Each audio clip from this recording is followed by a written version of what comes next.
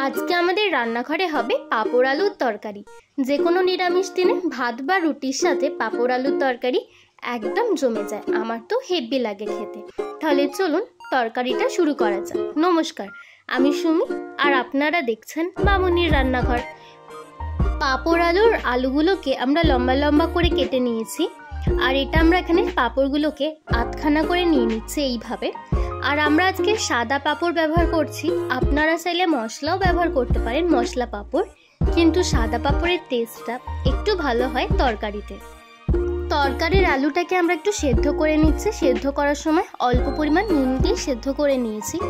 আর আমরা আলুটাকে এই পর্যায়ে 60% সেদ্ধ করছি, বাকি 40% তরকারিতে সেদ্ধ হয়ে যাবে। এবারে তরকারিটা শুরু করার জন্য আমরা কড়াই নিয়ে নিলাম সর্ষের তেল। তেল গরম হয়ে যেতে আমরা পাঁপড়গুলোকে ভেজে নিলাম। পাঁপড়গুলো ভাজা হয়ে গেছে। এবারে পাঁপড় ভাজা যে তেলটা ছিল আমরা অনেকটাই তুলে রেখেছি, যতটা তরকারি করতে লাগবে নিয়ে নিয়েছি।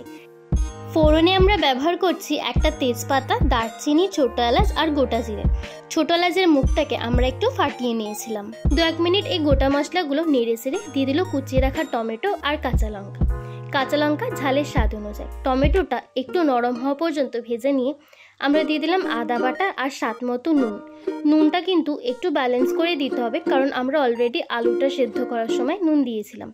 গুঁড়ো মশলায় হলুদ গুঁড়ো, ধনে গুঁড়ো, জিরে গুঁড়ো, আর দিয়ে দিচ্ছে কাশ্মীরি লঙ্কা গুঁড়ো, আর দিয়ে দিল স্বাদ মতো চিনি। যেহেতু আমরা নিরামিষ বানাচ্ছি তাই আমরা চিনি দিয়েছি, আপনারা চাইলে স্কিপও করতে পারেন। অল্প পরিমাণে ঈষৎ উষ্ণ গরম জল দিয়ে আমরা মশলাটাকে বেশ কিছুক্ষণ কষিয়ে নিচ্ছি। মশলা থেকে কাঁচা ভাবটা ছেড়ে গেছে আর খুব সুন্দর তেলটাও আলাদা হয়ে গেছে। এই পর্যায়ে আমরা সেদ্ধ করে রাখা আলুগুলো দিয়ে বেশ কিছুক্ষণ কষিয়ে নিয়ে দিয়ে দিলাম তরকারিটার জন্য পরিমাণ মতো ঈষৎ উষ্ণ জল। এখানে আমরা জলের পরিমাণটা 500 ml মতো দিয়েছি, কারণ তরকারিটা আমরা একটু জুসি রাখবো। স্বাদ মতো আমরা আরেকবার নুন দিয়ে ঢাকনা দিয়ে আলুটাকে সেদ্ধ হওয়ার জন্য বসিয়ে দিলাম বাকি 40%। মশলার সাথে আলুটা ফুটেও গেছে আর বাকি 40% সেদ্ধ হয়ে গেছে। নেড়ে চেড়ে আমরা অ্যাড করে নিলাম ভেজে রাখা পাঁপড়গুলো।